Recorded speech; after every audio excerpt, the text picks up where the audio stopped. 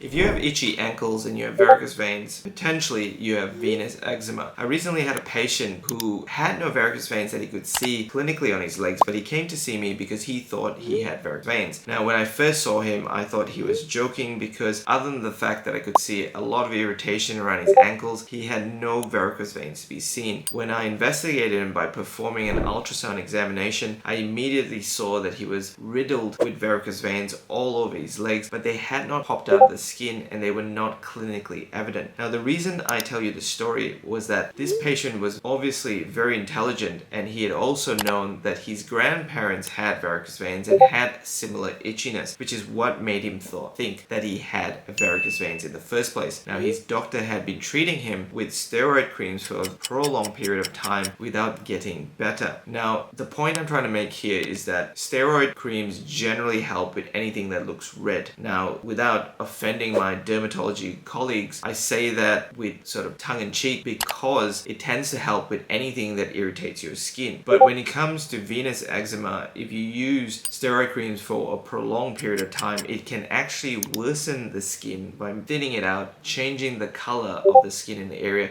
and eventually that area where the eczema is or the venous dermatitis is will eventually break out and become an ulcer. And so for that reason, I often tell patients that if you are not sure of the diagnosis, always find out what the cause is before you use steroid creams, because it may help and may be a band-aid initially, especially when you have a lot of itchiness, but it can worsen the skin, and until you actually treat the cause, this will continue.